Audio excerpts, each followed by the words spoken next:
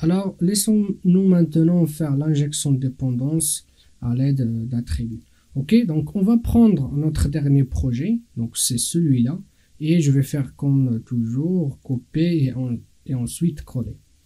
Donc là, on va faire l'injection de dépendance en utilisant donc l'attribut, et donc voilà, c'est toujours sur le même thème des annotations. Donc je fais copie. Donc voilà, donc il est là. Donc je rentre dedans.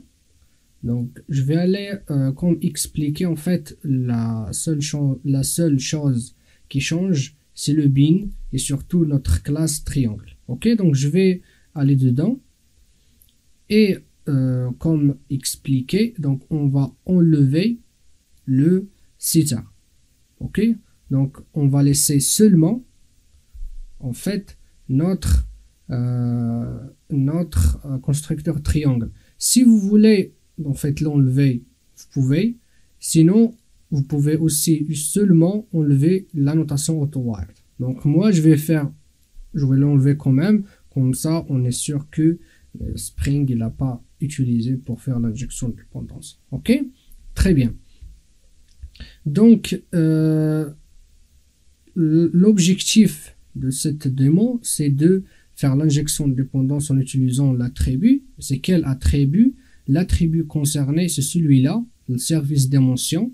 Donc, pour dire ça, Spring, donc il faut ajouter la notation AutoWired juste en dessous de cet attribut. Ok, voilà, très bien. Et c'est tout. Donc, je fais CTRL-S. Et voilà, normalement, là, l'application elle est configurée afin qu'il fasse l'injection de dépendance par attribut. Ok, voilà, et ça reste la même histoire. Spring, il va analyser triangle. Il va voir que sur l'attribut service d'émotion, il y a la notation AutoWired. Cet attribut est de type service d'émotion. Il va aller dans le conteneur. Il va chercher est-ce qu'il existe un bin qui implémente l'interface service d'émotion. S'il existe un, il va l'affecter à l'attribut service d'émotion. Ok, très bien. Ce qu'on va faire maintenant, on va aller vers notre application et on va faire copie comme d'habitude. Donc c'est celui-là, CTRL-C, CTRL-V et je vais mettre ici CDR à l'aide de l'attribut et à la fin j'enlève le 2 et je fais OK. Très bien. Donc c'est celle-ci. Normalement l'application reste la même. Après, si vous voulez en fait ajouter d'autres choses, ou c'est à vous de jouer là-dessus, vous pouvez ajouter d'autres traitements. Donc je fais clic droit, Run as, Java Application, et voilà.